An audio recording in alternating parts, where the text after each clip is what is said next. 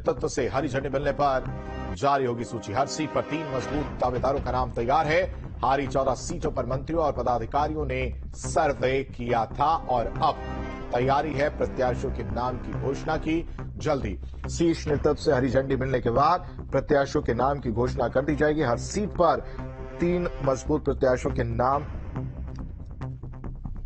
तय किए गए हैं और मजबूत दावेदारों का नाम जो तैयार किया गया है, अब इंतजार है शीर्ष नेतृत्व का जब वो हरी झंडी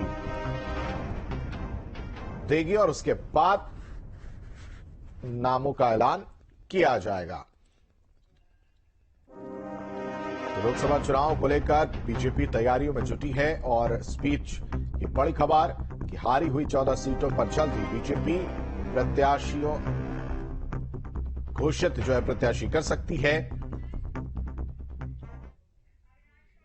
खबर पर ज्यादा जानकारी के साथ अविनाश हमारे साथ फोन लाइन पर कनेक्ट है। अविनाश, शीर्ष नेतृत्व से हरी झंडी की तैयारी, हर सीट पर 3 दावेदारों का नाम पहले से ही जो लिस्ट में वो है। अब 14 सीटों पर खास फोकस बीजेपी का। बिल्कुल, देखिए 2019 में बीजेपी जो 14 सीटें हार गई थी उत्तर प्रदेश की, उन 14 सीटों को लेकर कई बार बीजेपी सर्वे भी करा चुकी है और जो पूरी सर्वे रिपोर्ट है वो बीजेपी आला कमान के पास पहले ही पहुंचा दी गई है।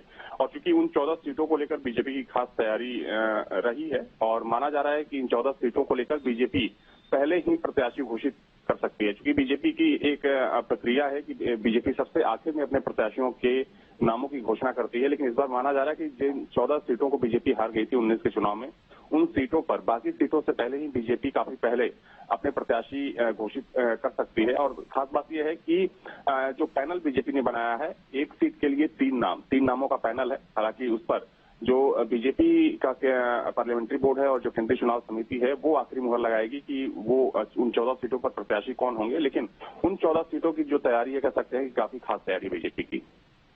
बिल्कुल, अगर फॉर्मूले को देखा जाए, किन चीजों को ध्यान में रखा होगा बीजेपी ने सर्वे के दौरान, साथ ही साथ समीकरण क्या बैठने वाले हैं उन 14 सीटों को जिनको ध्यान में रखकर इन दावेदारों का नाम पर मुहर लगेगा और फिर घोषणा की जाएगी?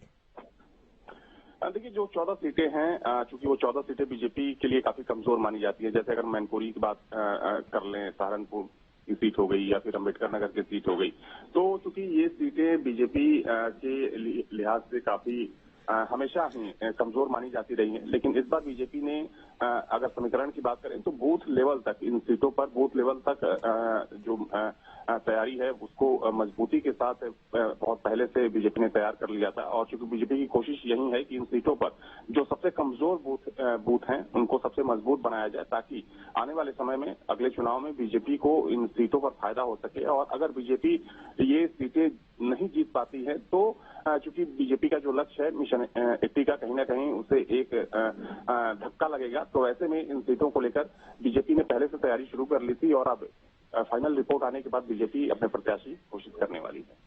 ठीक है अविनाश।